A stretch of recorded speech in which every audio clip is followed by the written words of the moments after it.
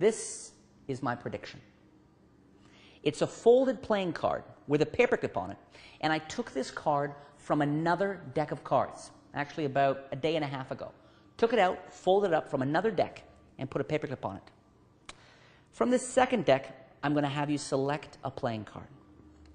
I'm going to give the cards a bit of a shuffle, a bit of a cut, let's say right about there, and go ahead, grab one. And let's imagine the person goes in, grabs a card, in this case, the 7 of diamonds. I say, do me a favor, put your signature on the card, and the person does. Unfortunately, because the person has a stutter, they sign the first half of their name many times. Having done that, I say, okay, well, let me ask you a little bit of a mathematical question here. This card is from another pack. What are the odds that it is also a 7 of diamonds? What's the mathematical probability that this card is also a 7 of diamonds? What are the odds? And sometimes they know, sometimes they don't know. I say, actually, the odds are 1 in 52. With the jokers, of course, it's overall 1 in 54. With the paperclip off, I want you to see that my prediction is actually very close to the card you selected. In fact, it is also a 7 of diamonds.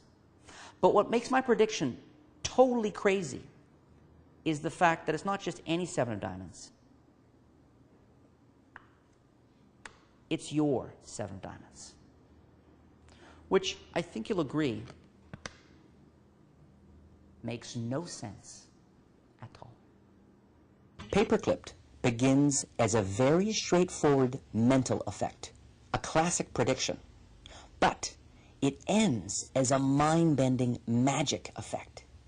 And yet the performer has still fulfilled the premise of his original prediction, sort of. Things feel like they have come full circle, but considering the folded card has remained in full view from the very beginning, it's also as if things have gone nowhere. Nothing has changed. Instead, things have only been revealed.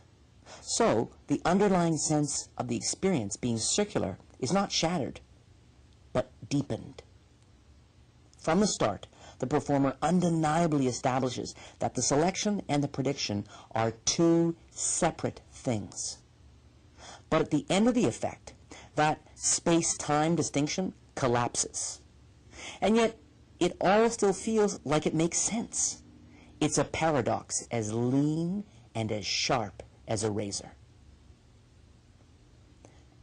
There is a duality, a two-sidedness to the paperclip effect that makes it especially powerful. It reminds me of a 2-card transposition. As the climax registers, the spectator's mind jumps one way towards a possible explanation of the effect, but hits a dead end. The mind then jumps in the opposite direction, again in hopes of a possible explanation, but hits another dead end. This experience results in a total shutdown of the puzzle-solving process. Only the emotional reaction and the verbal expressions remain. Only awe. Nothing else.